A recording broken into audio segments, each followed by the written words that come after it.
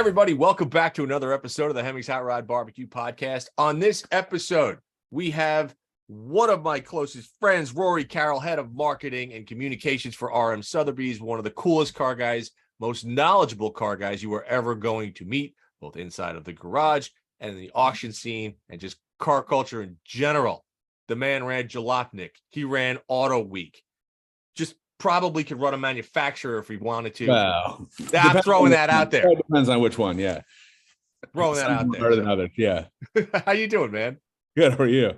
I'm good. I figured I'd just throw everything out there. Yeah. No, that's some, those are some highlights, man. I appreciate it. Bigging me up. I don't want to disappoint people. How's everything going? Good. Just got through the holiday, had a little snowstorm here up in northern Michigan, but got through it. Doing a insane house project and 4 car projects, and also just wrapping auction season, and also getting ready for Arizona, which is in a couple weeks now. So nice. Yeah, busy. How about you? Right now we're doing really great. Everything at Hemmings is good. We just finished our last episode of our IROC build that we just launched, which was fun. And then planning for 2023, getting the whole video series up and running, getting more editorial content coming out. So Hemmings is a busy place to be at the moment. Good. I can only imagine being able to actually plan things more than a few weeks out, but go ahead. No, I was going to say, so let's start. I wanted to start with the housing problem. What happened to you? So yeah, I had just introduced this before we started recording, but so we moved home to take care of my folks from Detroit. We had a killer old mansion in Indian Village, had like the huge like garage with a car wash in it that was built for like pre-war cars.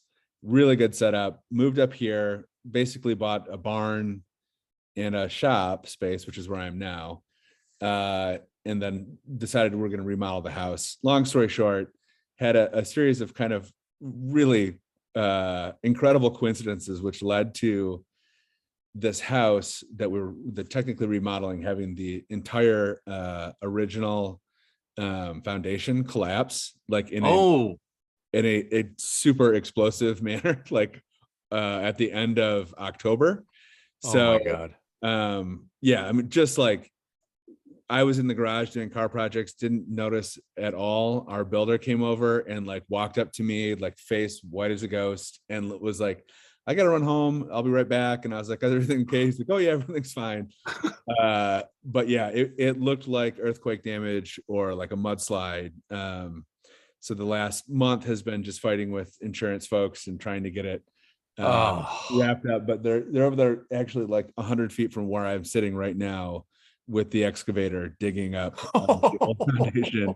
So, and repairing it. But luckily, like I have stayed out of this one. Like I'm not helping doing any do-it-yourself stuff. It's like 100% their deal, and I'm focused on my own projects, thankfully. So it's been I've been able to like maintain some distance from it, and it's like if I did it, if it was my screw up, I would be absolutely myself, but it's because it's somebody else. It's like, that's fine. Your sanity's intact. Like, yeah. I didn't do it. What? Yeah. The builder, when he finally had to show me what happened, I was like, so what do you usually do when this happens? And he's like, this has never happened to me before. This is a like once in a lifetime catastrophe. So what is the cause of a foundation imploding on itself? So long story short, we had the original foundation was not ever put together. It's a 50s farmhouse. So there were some shortcomings that were kind of inherent in the project. As the project went along, it came to be that this renovation, the only part of the house that was going to be original was this old foundation that was like no good. So this is such a theme too for like all of my car projects, where it's like, here's what I intended to do, and then here's where I ended up. But like anyway, so this foundation was the original part of the house, was not put together the right way to begin with.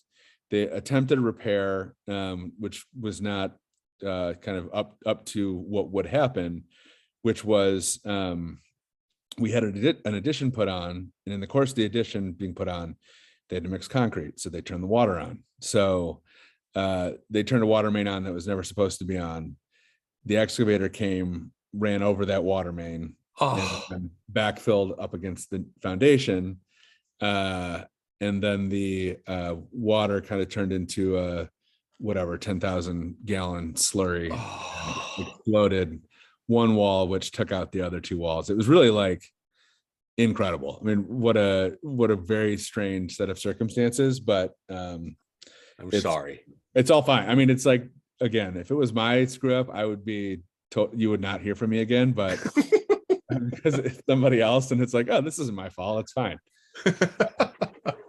Well, that aside, my God. Well, what's your date for having everything back to normal? Who knows? It was supposed to be we're supposed to move in January, but there's no date. It is now 100% fluid. So but it's fine. Like, we have a place to stay. Like, everybody's healthy. Like, it's like, again, like, never in my life did I expect to be able to like have a house like this that I'm like putting money into and like improving. Yeah. So, it's fine. It's just like that's the right attitude. Yeah. Well done. Yeah. Well done. Now, again, if it was one of my car projects, I'd be pulling my hair out, but I'm not. So what is happening in the RM Sotheby's world? What is happening in the auction? Because you guys got a lot going on. Yeah, this was my first year here. And I came from Jalopnik last spring, and it was immediately like, hey, this is your first year. This is also going to be the biggest year in the history of the company. And maybe the biggest year in the auction world entirely. So, we sold the Uhlenhaut Coupe this year for 135 million euro. The one-off Mercedes, not one-off, there's two of them actually, but one-off sale for sure. But in a secret sale with 9 bidders from all over the world that, there were, most of the company didn't know about that sale until after we announced the result. Yeah. So we did that. Then we did a few more kind of smaller sales, went to Pebble Beach, did a $240 million-ish sale, which was crazy. So much outside of my expectation, everybody's expectation. And then it was like, after Pebble Beach, things kind of slow down. You will have some opportunities to like recalibrate and like planning and yada yada. And we did, I think it ended up being 17 or 18 sales between Pebble Beach and the first part of December here. So sold a matte black Enzo, which was like ordered by the royal family of Brunei. I did not know the car existed. Sold some just one owner, original owner, 300 SL Roadster. Sold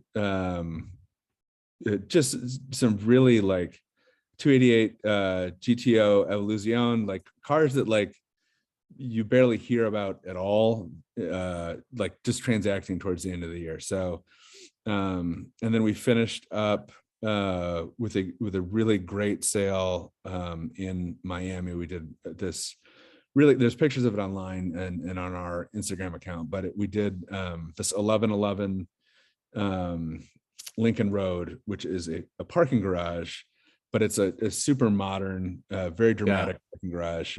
We took over the whole top floor, did a like super limited closed door thing for about 300 clients. Snuck Killer Mike in the back door, which was really fun to have him there. Johnny Lieberman, who I know is a friend of yours, was our guest reader for the night. So he it's kind of the MC. And sold a lot of like young timers to like modern supercars, hypercars, like roof 911s, like early AMGs, some big Ferrari stuff, and had a great, like really kind of different, like if you've been to our Monterey sale, which you have, or if you've been to Amelia Island and there's like the Concours crowd is still there. There's a lot of like blue blazers in the room. Right. Yeah. Nothing wrong with the blue blazers. Nope, blue blazers are good. We love those guys. But it was a totally different vibe, totally different crowd. And again, sold sold some cars. We expected to have a good night, but we had a massive night, and like it was Are cool. you shocked? Like, does it shock you Every time? Yeah. what, like, does it have you found that it's worn off at all? Or when you see these cars going for these values, are you still like, what No, is this a thing? It's nuts. And it's like, you know, I like, I'm kind of a pessimist, I think. And I think a lot of our guys are kind of pessimists, where like leading up to the sale, everyone's reading the news and they're like, oh, interest rates. Oh, you know, Euro's down, yada, yada.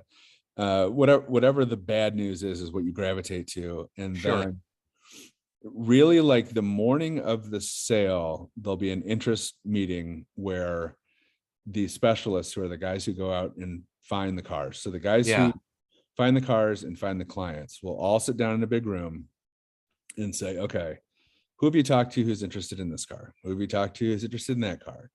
Where are the cars that we have no interest in? Yeah. And usually coming out of that meeting, if the guys come out and they're like allowing themselves to kind of crack a smile or like joke around a little bit, a little telltale. Okay, we're good. But it's like they're all so superstitious and so like I said, pessimistic, that like it's very rare and it's very hard to get like a signal like, oh, okay, we're going to be good. And like, and you really never know too. It's like you could come out of that meeting and everybody's feeling good. But it's like, whatever, the vibe in the room is off, or like somebody has to leave or whatever. Is there an anxiety around that? Like, do you get anxiety? Yeah, it is. Okay. I don't I mean, I don't really, I'm not really an anxious person. Right. But there's, you know, it's also like, there's also, you know, any one of these sales is like, we have a lot of money into the sale. And that's what I think people did people realize that? Do you think that people understand that as a company, right? You guys have a substantial dollar value invested in the promotion and the sale of these cars? Oh, totally. I mean, it can be, you know, and the thing is too, it's like we're making our money on percentages here, like on premiums. So it's like you see a flashy number like, okay, $240 million at Monterey. And granted, like that ended up being a very profitable sale, but we're not taking home $240 million. Right. We're not $100 million. Like we're taking home a percentage. And like, it's funny, you know, like just like every other business, there are people watching every nickel and making sure that like we're going to hit a target at the end of the year. And like, you know, we tend to be somewhat aggressive with the targets. Sure. So yeah, but it's definitely like, there's a huge amount of anxiety in the room when the sale, right before the sale or the night before the sale. And hopefully it ends up going well. It's funny because like this year it has gone very well. We've had a lot of really good sales. We have young people who are on our staff now who expect to see a 95 or 93, 98% sell through rate. Right. And like that's become normal this year. But like, is that because they just never known anything different? Exactly. But like, I was at sales for RM a decade ago or more, or sales for other auction houses a decade ago when like no one's bidding at all. And like cars are, and like, you want to talk about like when you're sitting in $1 million ballroom that somebody has renovated and there are no bidders in the room, it is very uncomfortable. Like you've been to a bad comedy show, you've been to a bad concert, like this is worse. Because at least people are hanging out at the bar chit-chatting at those, but like everyone's just sitting there watching you and like, well, and that's all costs that you guys incur. Oh, totally. Yeah. But it's also like, you know, I think like the market too, there's a degree to which like it's momentum. So it's like, sure, you have a good sale in Monterey and a guy with a $5 million, $10 million car sees that and says like, oh, I'm going to send my car to the next RM sale. Right. And you start kind of building that momentum of like expectation where people think like, okay, these guys knock it out of the park. They did a good job here. They did a good job there. But like, if you have a couple duds in a row and it starts to feel like the magic is off or whatever, right. Like, it's a totally different deal. So I think like there's the cost end of it where people are watching the cost and like any other business, like trying to make sure we make a profit. But there's also that thing where it's like, you kind of got to be the house that has it, like, Right. Sure. and you got to, Have you found like the economy at all? Has that affected prices, or is it one of those things where you're like, well, interest rates are going through the roof. We feel like we're entering a recession, but then all of a sudden something bounces for $25-30 million. And you're like, recession, who, what? Yeah. Like my personal, like I'm not an economist, but like I have kind of felt like the signs have been there in the economy for a long time, for years now, where it's like, okay, this could go south at any moment. And it just hasn't happened. And like, there seems to be, I think like there's a degree of kind of unreality in the air, not to get too deep, but like across the board, where it's like all this, political, cultural, economic, all these forces that we have kind of grown up with and like felt like there's things that can and cannot happen, that is kind of out the window, where it's like things that are not supposed to happen are happening, things that are supposed to happen aren't happening. And like, I feel the same way, not to get like the vibes-based economy or whatever. It's like, it's like, okay, we're going to raise interest rates because typically that's the lever that you pull to slow the economy down. Right. And it hasn't happened. Nothing happened. It's like, and that said, I think like, some people would tell us like our end of the market is kind of recession proof, where like the people who buy our cars are not as sensitive to those, like, okay, price of milk is up or whatever. Like they don't care. They don't care. I don't necessarily believe that all the way. I think like, like I said, people are fond of telling us that, but I think like, a lot of our people are very aware of the market. They are very aware of like the value of their other assets and like their kind of portfolio or whatever. So like, I have seen a chill come through the top end of the market in previous years. In 2008, 2009, like there was a chill, like, recession. I was there. Not. Yeah. I was there. Yeah. But things were not selling. So, I think like we haven't seen it so far. I think it is possible for that to happen, but we haven't seen signs of it. And I think like, we are right now kind of in this position in the company where like we're mostly, kind of our bread and butter now is like stuff you can't get anywhere else, or stuff that's not going to come to market anywhere else. So it's like, have you seen surprises? Have there been cars that, historically you said, well, this is it's a beautiful car, it's rare, it's exotic. Historically, it hasn't pulled the kind of money that people thought it should, but then all of a sudden you're just like, Jesus, this thing is shot through the roof. Yeah. Like, do you still get those where you're just like, wow, like when did this happen? This every sale, there's a car like that for us. And I think like, that has been fun to watch. I think like, cause it's like, you kind of imagine yourself as somebody who bought like this 87 Mercedes 560 SEC AMG, that the wide body that we sold in Miami. Crazy. Yeah, so that's a car that you and I could have bought 5 years ago, 3 years ago, probably. And it like, so we had it estimated at like 225 to 275, and it ended up going for like 720. And it's like what? Like, that could happen to you. Like that could be your Wagoneer. That could be, like like that stuff is kind of fun. I think like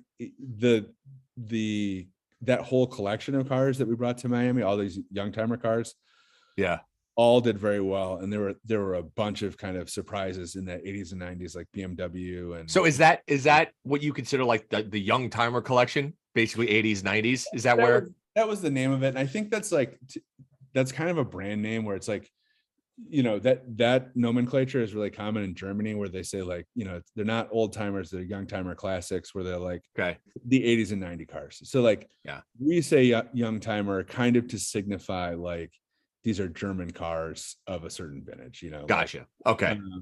So like that may not be, certainly not the only name for it. That's not like it's not like muscle cars where it's like, okay, I know what cars are. Right. Yeah, sure. Yeah. But like, we called them this Young Timer collection. Really interesting collection. Came out of a single consigner from the Middle East. We brought all the cars to the US and kind of warehoused them here for a long time before selling them. But that was like, to give you an idea of how things happen in the business, like, we have Monterey, we have these kind of like tentpole sales that are important every year. And like over the summer, I was talking to our head of auctions, Gord Duff, who would be an incredible guest, brilliant guy, and kind of like the guy who can make collections come to market, like right, just figures it out, and like also super trusted and like knowledgeable, but and also like shoots people straight too, like never overvalues anything, always gives like the most conservative estimate, I think, which like then people end up being really happy on the back end. But right. So I ran into Gord and we were just shooting the shit, and he was like, hey, I think we should have an auction at this parking garage in Florida. And I was like, that sounds bad to me. But I'll tell you, having been to that facility, it's personally, it's amazing. So well done. But I was like, I don't, that doesn't sound like a parking garage in Florida. That sounds like a lot of deals happen in parking garages in Florida, but maybe not the kind of deals that we're looking to do. But anyway, he sent me some pictures of it, and I was like, oh shit, like that could be really cool. Pretty cool. Yeah. And then like ran into him a few weeks later, and he was like, hey, I'm going to the Middle East, gonna talk to this guy about maybe consigning some cars. And then he comes back and he's like, hey, I got 40 cars. Let's do that sale in Miami. And it was like, oh, okay, yeah, like right now. And it was like, yep, like, so from maybe October to December, that whole thing came together. We ended up selling 60 some cars. But the whole event went from like, hey, we should do this, to like, this is happening that fast. And right. I don't think a client would ever know that it came together that fast, unless they listen to the podcast, I guess. But but it like, it's just like, hey, we have this, and that's the whole, like the whole kind of culture of the business, I think, is like this very entrepreneurial, very like quick to pivot, like, hey, we're doing this now. I think you have to be, right? When you're talking about cars that are this special, this rare, this obscure, and there are vehicles that you guys procure that, again, like I didn't even, when you said, I didn't even know that existed, right? Yeah. And you're in this business of finding these rare, exotic gems of automotive history. And it's really interesting, because I don't think a lot of people realize people like, companies like Ferrari or Porsche will build you basically anything you want if you have the right dollar amount. Or if you're the right person, I think. Or if you're the right person, right? I mean, I think like Ferrari especially. Yeah, in the case of that matte black Enzo, that was something that was like, we knew about it, like a couple of our big Ferrari like nuts knew about it, but it was not, in the Enzo era. So there was not like, you could get a special, like if you wanted to get a white car, they do a white car for you. Like there were some options out there. Almost all the cars were delivered in yellow, black, or red. Mm-hmm. But there were some people who, like, one got delivered in white. That was another car that we sold earlier this year. But there were no like special, like I want one in this color that you don't offer elsewhere. Like that was not a thing you could do unless you were like a member of the royal family of Brunei, who had been ordering custom one-off Ferraris for whatever, 30, 40 years. Like, but it was like that car, when that like comes across our radar, the amount of effort that goes into like just confirming that it's real, like sure, it wasn't something someone made, or it wasn't something that like, oh, they delivered it and the owner immediately took it to whatever, like, right, like so will you go to Ferrari, Like, Yeah. will you go to all the companies and be like, listen, this is who we are? And obviously RM Sotheby's carries so much weight that I'm sure you can, but will you verify this is the VIN, this is this, we need to, because when you're talking about values of that level, you kind of have to. We have a lot of great relationships with OEMs that have helped us kind of verify. We sold Fangio's 300 SL Roadster earlier this year. It worked really closely with Mercedes to kind of verify the provenance of that car. Same with, we sold a SL Roadster, no, SL Coupe that was in an Andy Warhol painting, and like we had to verify that was the right.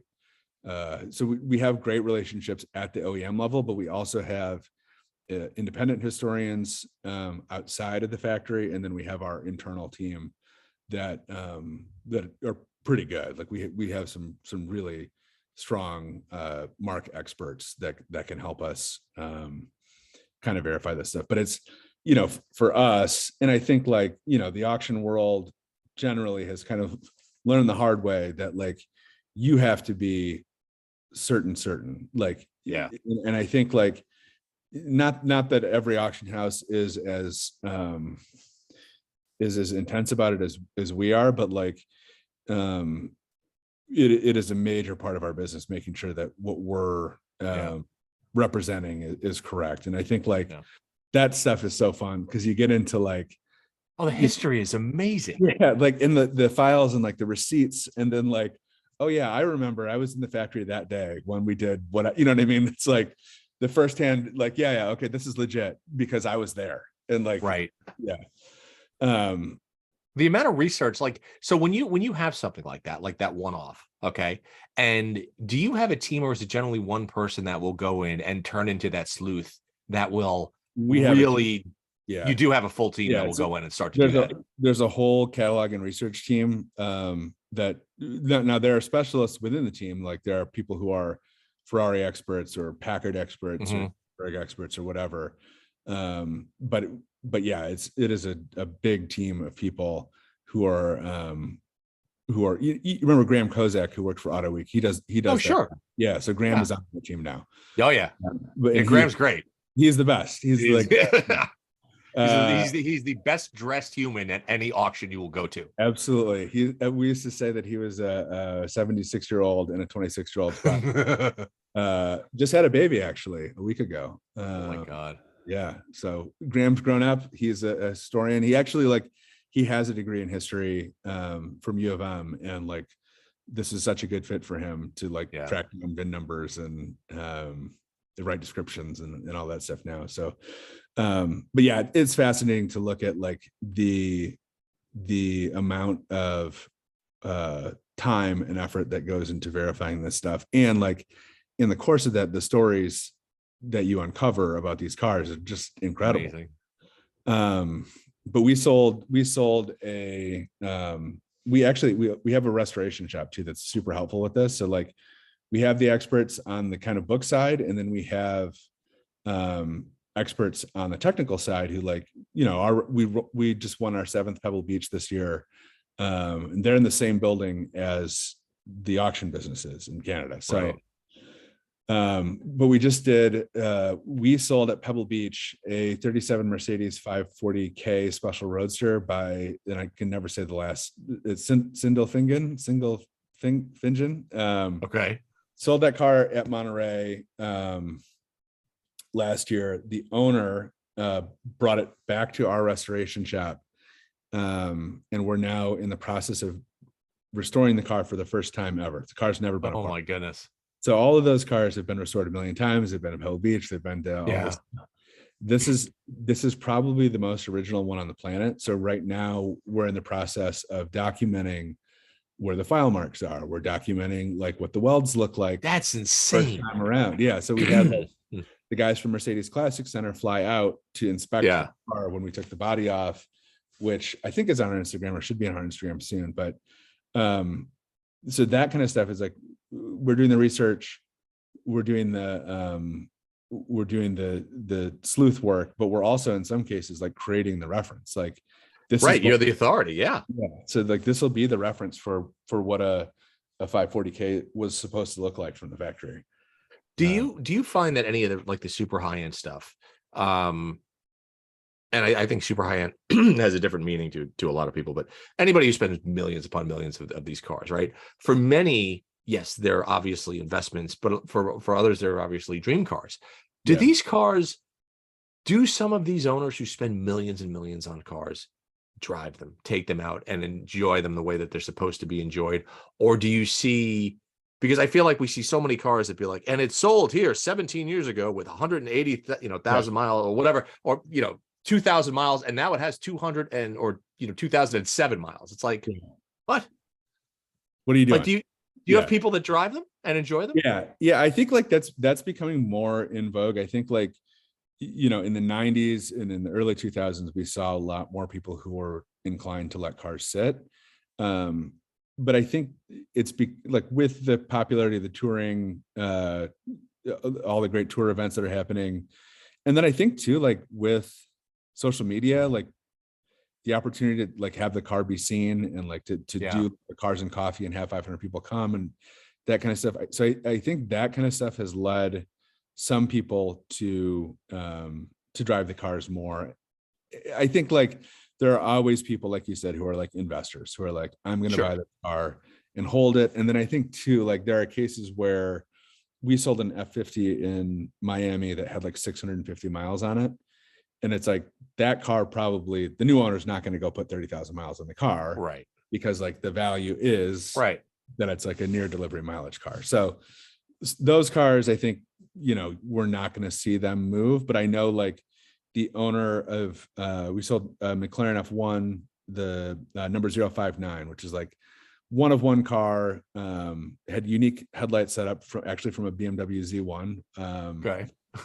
And had like a really cool like body kit, like an aero kit. It's some cool options on it. The new owner, that car is extremely low miles, but he's got another F1, and he was like, when he bought the car, he's like, I'm going to drive this car. Like, I'm going to get this car out and exercise it and take it on tour, and like get it moving around. And like, so I think like it's becoming kind of more in vogue to do that, which is awesome to see. Like I always wondered, like, you're going to go buy your dream car, but if you don't live the dream, then what's the point of owning it? Yeah. No, I think like it's a very, that's so far outside of my, like, you know what I mean? Like, realm of like consideration. Although I will say I do have a lot of cars that don't drive because they're apart, but, but I think it's really good to see that kind of like swing in the opposite direction. People wanting to like share the cars and show them off and like go out and actually have the experience of driving them. Because like it, to me, seeing a car like this 540K or like a big classic or any of these hyper rare modern supercars, like seeing them in a collection is cool. And it's like, wow, look at that. You get to kind of pour over. Seeing them at a car show is cool, but like seeing them on the road, that's among other cars, is like that's my favorite, dude. Yeah, like when you see them in context, it's like, oh wow, like I cannot believe that. Like that excites me. Yeah, that excites me so much more, and I get excited about like the dumbest shit.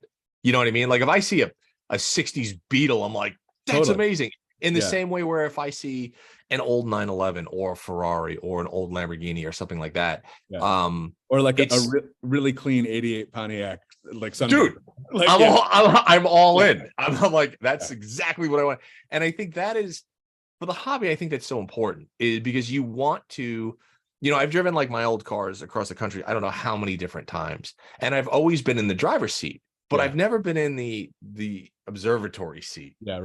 Right. And I always wanted to know what that was like. Like if I'm just cruising down to 5 and some dude in a 69 Daytona whistles me at like 120, be like, I've never personally seen that. And I want to see that so bad.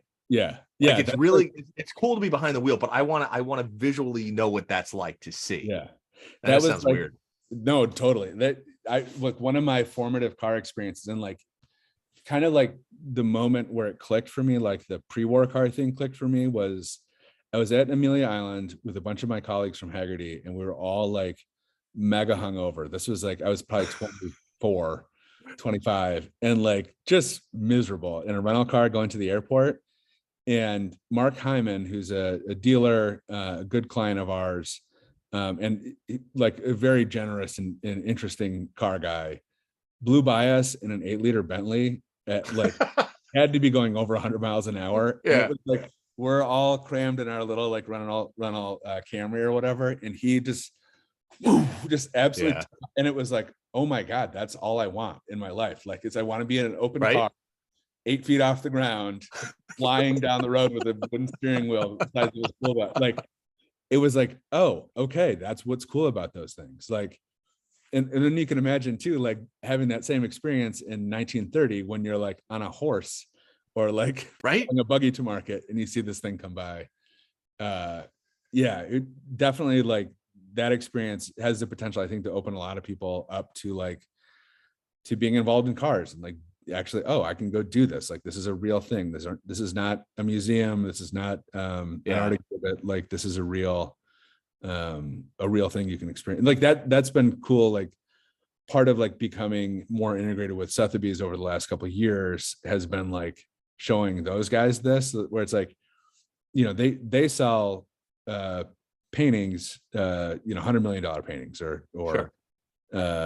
pretty regularly. Like they sell some incredible artwork, but for the most part they sell stuff that you just look at, where it's like, this is in my house and look how cool it is, or like I donated it to a museum or whatever, which is cool. Like I can appreciate art for what it is, but it's not the same as like buying something that you can go do stuff with and like experience and show people and share, and like has a smell to it and has like a whole different especially something that was meant to be in motion. That's the thing. Yeah. Right. If it is a piece of art, that's fine. But art in motion is a totally different thing. Yeah. And I think that like there's also the aspect of it where it's like you're kind of buying into a cultural or like a club in a sense, where it's like you're buying a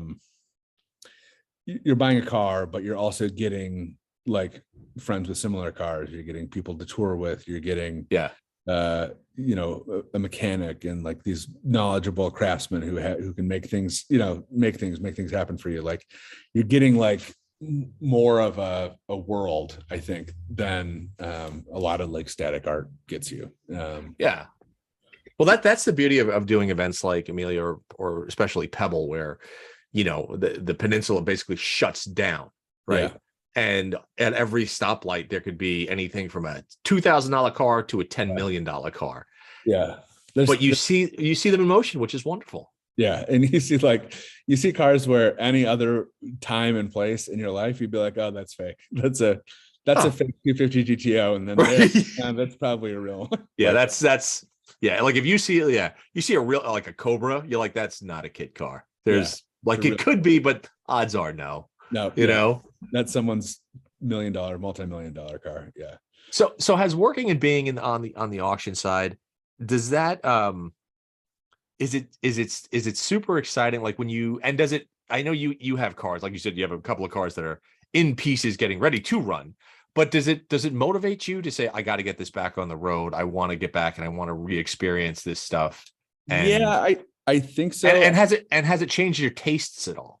No, it's such a different world, to be honest. It's like, the cars that we sell that I've always liked, like the roof 911s or like the old rally stuff, like obviously, even that wide body AMG, like those types of cars are still like interesting to me. But it's like, I guess I would say like the McLaren F1 as a kid was my favorite car. It was like when I was a little kid, I had a book about the McLaren F1 and I memorized it word for word. And because I read it so much, and it like seeing the car in person and selling the car this summer was like, that was a big deal for me. But it's like, I don't love the car more than I already did. It's like, I couldn't love it more than I do. But, but like, yeah, I would say it hasn't. And I would say like, I've been kind of like, not to be jaded or whatever, but I've been around these cars, sure, in the auction scene or whatever for 20 plus 20-ish years now. And it's like, my tastes are pretty defined, I think. And then like, I guess to your point, there's always stuff that you see for the first time and you're like, oh wow. Like there were a bunch of the cars, the Oscar Davis cars that we sold at Monterey, that we displayed at Sotheby's in New York, that I was seeing for the first time, Maseratis. And I was kind of like, and a just incredible Talbot that was built to race at Le Mans. So it's like a big Talbot Lago with like the fender skirts and the fog lights and whatever. And the guy was like, yeah, I wanted a car to race at Le Mans. How about a Talbot? And it's like, yeah, okay, why not? Yeah, like, doesn't really look like a race car to me, like beautiful leather interior and wood steering wheel, but okay. Right. I just love the fact that you're around all these things, but to go back to what you said earlier, like you seem to get just as excited if you see like a perfect 86 Sunbird. I mean, that's like, I bought a 95 F-150 this summer. This is like, Perfect. It's like, it was so clean. It was like an incredibly clean farm truck that like, I can drive around. I can put shit in the back of it. I can like, yep. Which one did you get? Long bed, short bed, long bed, short cab, bench seat. The only thing it doesn't, it's 4-wheel drive. The only thing it is lacking is a manual, which I figured like if I really need to, I can fix that pretty easily. You could change that. I had a 95 single cab short bed. Yeah. Straight 6 3-liter with a manual. Yeah. And it was a great truck. Yeah, that's what I wanted. It was cool. Yeah, this is a 5-liter automatic, but it's like, you know, it's a stripper. I think it was owned by like a mining company. It was from Colorado. Yeah. It's got no headliner. It's got the door cards are only half cards, so like the lower half. Oh wow! So it really is a stripper. Yeah, it's like nothing on it. That weird like plastic vinyl flooring, you know, like yeah. And it's not that I don't like. You know, if I had all the money in the world, like, would I love to have that Talbot? Yeah. Like, would I love to have an 8-liter Bentley? Yeah. But like my kind of the way that I came into old cars is by being broke and not being able to afford new cars. And like the choir. Yeah, exactly. Yeah, I know. We've had this discussion, but it's like my trajectory has been always like kind of on the dirtbag end of things. Like I can't, you know, like could I see myself saving up to buy like a few $100,000 car even? No, like I don't see that happening. Like no, I agree. Did I tell you, have I told you about the Lada, the old Soviet car? Oh yes, which I think is amazing. So I'm going to tell, just because we're on do it. Absolutely. Podcast here. But so in 2010, when I was working at Haggerty, I bought a Lada Signet, which is the 2105, I think, elsewhere in the world. Now tell people who don't know what a Lada is, what a Lada is. A Lada is basically a Soviet-built Fiat 124 sedan. So the story that I heard, which is probably not true, was that the Soviet Union needed, they wanted tool and die to build a car, and the Italians at Fiat wanted steel. So there was a deal made to give this discontinued Fiat 124 tooling to the Soviets in exchange for a ton of steel. So this car was built, there were a few factories that built them in the Soviet Union, one of them in Ukraine, but they kind of decontented it a little bit. So it's like the Fiat had rear discs, this has drums. The motor in the Fiat was a little hotter. This is like a total like ruggedized 4-cylinder inline 4. So like they made it a little bit more robust, but didn't change much else about it. Which they're like very prone to rust, but they're also like unkillable. You see them everywhere in the Soviet Union or former Soviet Union now. I think they still sell them in Iran, or so up until very recently. But they're just one of those like universal cars that like in certain parts of the world they're just everywhere. And I feel like it looks exactly like you would draw it when you were 6. Yeah, totally. It's right. It's you would recognize it too, like the Bourne Identity movies. They wreck a ton of them. Like the Russian taxi cab or police cars, and then they wrecked a bunch of them in I think Fast 9. They wrecked like, which was heartbreaking for me because I was like, I need that. I need those fenders.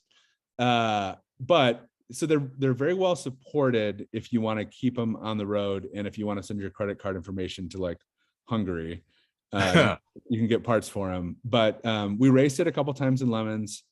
Second time out, we crashed it, and then really had a very stupid repair to the brake system that made it super dangerous to drive. So Phil Greedon, Merle Martin black flagged us. We took the car off the track.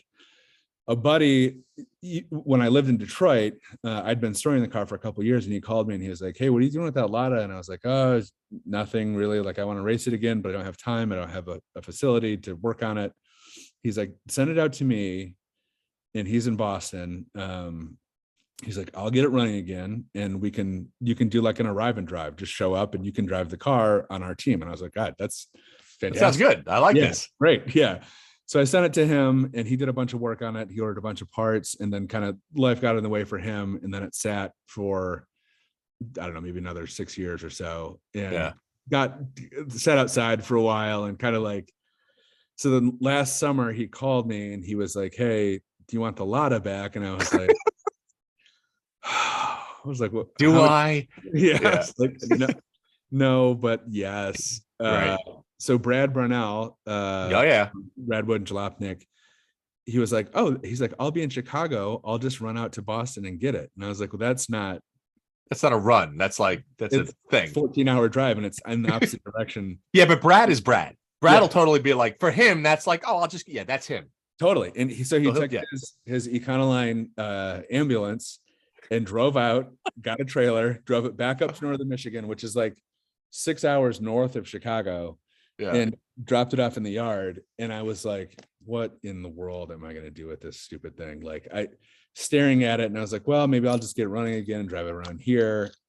And I've volunteer at this hill climb up here, which is like world's shortest hill climb race, which is super fun. If anybody ever if you ever get a chance to come, you would. It's like a total. I'll go in the woods. Like, run what you brung. You have to have a cage, and that's it. But so there are dirt track cars, rally cars, track drift cars. Like, everybody comes and runs, and it's super short. But I have driven in it a couple times in a Miata, and I was like, I want to get back into driving, and I don't do as much of that now. So I was like, what would be a good car? And I was like, what would actually be the absolute worst car? I have it. A Lada. Yeah. So through a conversation with a local fabricator who's really, really good, built a ton of rally cars, it has gone from getting the car back on the road with a new cage to getting the car back on the road with a new cage with a Subaru BRZ rear subframe. So the brakes and suspension will be all BRZ, which is 4 inches wider than the body of the car, which is going to cause a whole nother set of problems. But and then it's fine. Yeah. Then it was like, fine. Well, if you're doing it, you might as well, are you going to run a lot of brakes and suspension in the front? And I was like, I can see where this is going. So talked me into getting a Subaru BRZ front subframe. So it'll be rear BRZ, cage in the middle, and then BRZ in the front. So at least brakes and suspension will all be BRZ. You're good. Stuff, which I feel like is viable. It's around a lot of wrecked BRZs out there. But the additional layer of complication is I want to put a K24A in it instead of the BRZ motor. Okay. Just because I like Honda motors. Sure. I toyed with the idea of doing a small block, but it's been done. Do something different. And I would kill myself for sure. It's going to be too small of a car. Well, the wheelbase is basically the size of my shoe. Yeah, no, it literally, it's less than 100 inches, I think. Yeah, it would be terrifying. So K24A, I feel like I can build the car, start out with 200 horsepower, which is probably 100 too much. Yeah. And then work out suspension, work out braking, work out all that stuff without having to contend with a monster motor.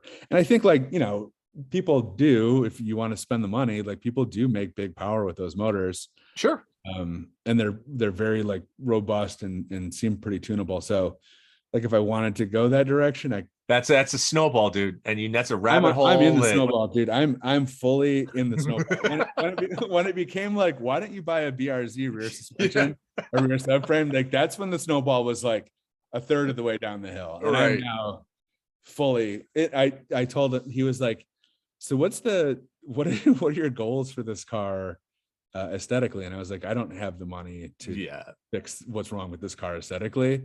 He's like, performance wise, I was like, I want to be like lower third of the pack at the hill climb. Okay. And like, he's like, financially, and I'm like, I just make sure it's small invoices. Send me many small invoices. That's the key. Yeah, dude. I just did a full mechanical restoration of my 68 Charger.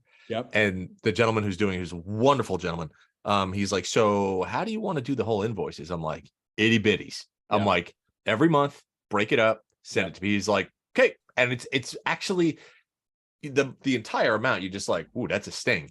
Yeah. However, when you're, think of it like another cable bill. Yeah. Or like, I'm paying $200 a month for a cell phone that I hate. And like, what's $500 for a car that I'm also going to hate? Right. Oh, that's brilliant. But yeah, it'll be wild. I think like, I may try to do like some more track day stuff with it and like get it out and run it. But if you ever need another driver for Lemons or anything, I'm in. You gotta let me know. It will not be a Lemons car, but if you want to drive it at the hill climb, you can drive it. Like, I would do that in a heartbeat. Because it'll be too expensive to run at Lemons.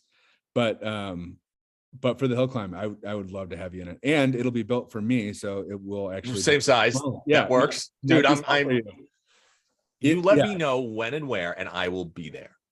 I will. It's the second weekend in September, and it is for my money the best motorsports event in North America, grassroots motorsports event. It is like the way that the track is built, it goes up a hill into a national park. So there's no because the cars go away from the crowd, there's no barrier. So like you're right on top of the cars, you can see everything, you can smell everything, like you can see the drivers working the wheel, and it's like and it takes over this little town right on the beach. You can go swim, and like it is. How long is the hill climb itself in total? It's like a quarter mile, a little more than a quarter mile. Yeah, it's nothing. It's like a drag race with I think 13 turns or something like that. So basically, if you get into second gear, you're doing okay. Yeah, I mean you'll get because there's so many turns. Like you will, like it's not all fast, but it is a hoot. Like it, and people who don't like, who have not done it are like, why would I go prep my car for that like sounds magical to me. That sounds wonderful. Time. Yeah, it's like, well, because you can eat hot dogs and drink beers and hang out in the woods, and like when you're done, like it's not a full day of being exhausted in a hot race car. Well, and that's like talking to a dragster and like, well, why are you building your car for 6 seconds? Yeah, because it's the most fun 6 seconds you're going to have in your life. That's right. Dude, that's spectacular. We'll get you up here. You'll love it. Oh God, that sounds like so much fun. Yeah. Oh my God. So what else? What else is happening going into 2023 for Rory, for Sotheby's, everything else? So I've got I've got the 911. I've got an 84 911 3.2 Euro car that's almost across the line. I was hoping to get time to work on it last week and didn't, but and then I've got to rewire a 48 Willie CJ2A that I just got the old brush off from a shop. I took it into a shop. I gave up. I hate wiring, and I was like, look, I've got too much other stuff to do with the Lada and the Porsche. I'm just gonna send it in. And the guy was like, yeah, no problem. And he got it, didn't even look at it. I got the estimate back, and it was like $6,000 or something like that to rewire 23 terminals. And I was like, you just don't want to do this, right? And he was like, you talked yourself right out of this one. He saw it, and he was like, this is no. And like, to be fair, like as a shop, like there's no money in that. Like there's no.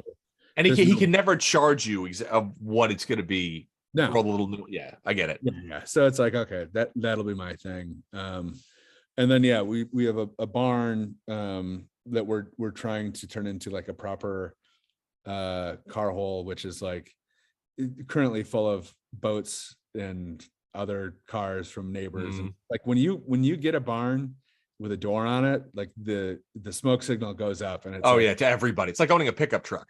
hey, what are you doing with all that barn space this winter? So Yeah. we're trying to figure that one out. And then like we're right into Scottsdale, like Yeah. uh, which is crazy. We have a really, really fun lineup.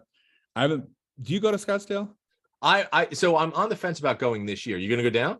I think If so. if you're gonna be there, I'll go down. Yeah, I'll go. I like, 'Cause I went last year and had a blast. I've been the last 3 years and have always had fun. so I haven't been in like 10 years. I like last time I was there, it was like the height of the Barrett Jackson psychosis, when it was like, Yeah. remember like pre housing crisis, and everybody was taking out a triple third and second mortgage to Mortgages. Yeah. buy like Roadrunner clones and stuff. Do you remember that? 2006? Oh yeah, I remember it. And it was like, you know, as a kid, you're sitting there like, oh my God, like this is Yeah. this is This is bad. bad. This can't be real. And it turned Yeah. out it wasn't. But yeah, that was the last memories I have are like going to the Barrett Jackson sale, and like, so I haven't been back since. And Scottsdale is fun, man. Scottsdale's a Yeah. lot of fun to, obviously you get to hang out with all your buddies and have fun and really kind of go over through the markets and stuff. And there are some deals. Like if you can get down there yeah. on like a Tuesday, Wednesday, when I don't want to say the crappy stuff, but the more Stuff that we inexpensive like. stuff. Yeah. Like that stuff that we can afford. I'm just like, Yeah. yes. It's actually a lot of fun. Yeah. Right. I'm like the idea of going and walking around Barrett Jackson and like seeing some of the other sales, and like, you know, I think too, from a business perspective, like I want to see what everybody else is doing, and like I want to see It's how a good Barrett place to Jackson be. does their big sale. Yeah. And like there's Well, what are the dates this year? Do you know? I gotta look it up. Sale is the 26th. So that I think is Friday. So That it's week. like, Yeah. Yep. But yeah, like I am not, you know, I'm sure there's a lot of stuff that we can see Barrett Jackson doing and some of the other auction houses doing that we can apply to our business, and that would like make us better. So like going and walking around, it's so funny, like now being in the business, like when you go to Gooding or whatever, you're like, well, those are nice nice business cards. Like, oh yeah, those are nice pens on the desk. Like, we make a little mental note of those. Like what, how do they do it? But yeah, I think it'll be cool. Oh, good. Yeah. Well, that'll be really good. Well, if you're going to go, obviously keep me posted and let me know. I will. Because I'm planning on it. I think I haven't gotten my hotel yet, but I'm booked to go. But then we're Arizona in January, we're Paris in February, Amelia in March, and then we're at, you know, the Villa d'Este, it's like on Lake Como. No, but that sounds fantastic. It's a place we should go. So we do a sale at Villa Urba, which is like another villa nearby in May, which should be pretty wild. I think Have you been out there? No, I haven't. You will lose your mind. I'm sure. It's that good. Yeah, the BMW used to do a press trip there, and I've sent people to it a couple times, and they've all come back like, oh my God, like, dude, I had the experience to go out there a few years ago. Was very fortunate through a wonderful friend to stay at a place called the Intermezzo, which is right on Lake Como. Yeah. And literally has a pool in the lake. And I was like, yeah, this is okay. I can do this. Yeah. Yeah. I'm stoked. I hope I get to go to that one. And then the one that I'm super excited about, we're doing Le Mans this year. So we're doing a sale during the race weekend, obviously, but we're actually holding the sale on the track. So we're going to try to do 24 cars and do like demonstration laps. So if we get a 917, if we get whatever, and they want to take it for a rip beforehand to like demonstrate the car on the track and then bring it right back through and run it through the auction, we can do it. So dude, you are killing it. Good. This is fun to listen to. That'll be fun. I'm a super like endurance racing fan, and like going to Le Mans is like the coolest thing in the world to me. So like going and actually working the sale and like getting some cars across the block there will be super fun. So yeah, it's going to be a wild year. We'll see what happens with the economy, what happens with the market, but you know, I'm excited to do it. And like, you know, we're full steam ahead, and we feel like super confident that the cars, every sale, every week, it's like, how are we going to find another $10 million, $20 million car? How are we going to find another like sale making car? And it's like, they keep finding them. They're out there. Apparently they're out there. They're there. Yeah.